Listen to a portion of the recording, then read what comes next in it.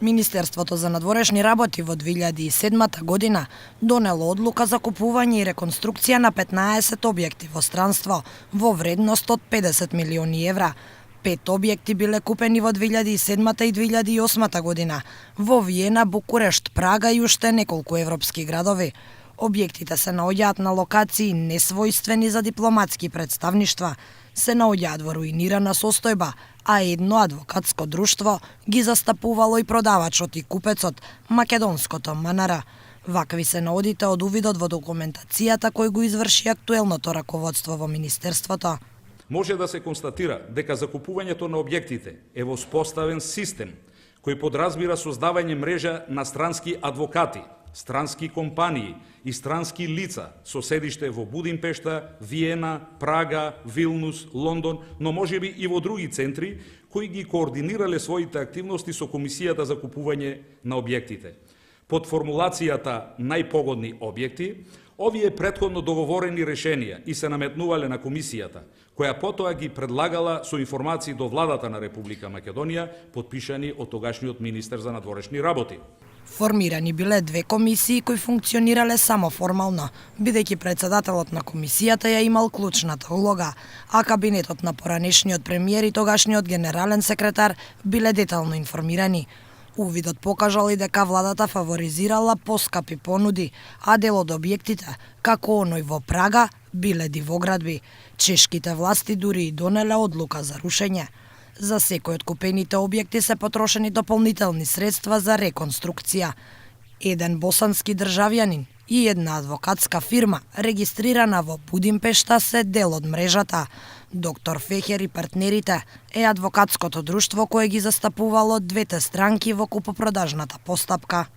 Имињата на компаниите се различни во зависност за која земја станува збор, но името на еден собственик на фирми од босанско потекло фигурира во неколку градови – Прага, Виена, Москва, но не се исклучува можноста за инволвираност и во некои други. Во адвокатските сплеткарења пак името на адвокатската канцеларија доктор Фехер и партнери, на адвокатот Ендре Фехер е заеднички именител за сите адвокатски услуги. Оваа адвокатска канцеларија и незините партнери адвокати продавале, купувале, ја застапувале Република Македонија пред суд, наплатувале провизии, склучувале договори, но и анекс на договори со ист датум, а различна сума, наплатувале за некупени објекти, издавале резиденции и станови за дипломатите во истите градови, така да во целиот овој период наплатувале наемнини од Република Македонија. Тогашниот прв човек на МНР се оградува од постапката. Купувањето на објектите, Антонио Милошовски вели дека било политичка одлука, но целата постапка ја спроведувала комисија, а тој не бил дел од тие случувања. Милошовски за 1 ТВ вели дека за прашањата поврзани со буџетот ги задолжил заменикот и генералниот секретар. Политичката проценка на владата може да биде дека ни е подобро да имаме, не знам, амбасада во Виена како наш објект, колку да плаќаме кирија 30 години. И таа е политичката проценка која што била прифатена од владата дека треба да се спроведе, а спроведувањето се било на ниво на стручна комисија која што била овластена да ја донесе најдобрата одлука во рамки на буџетот.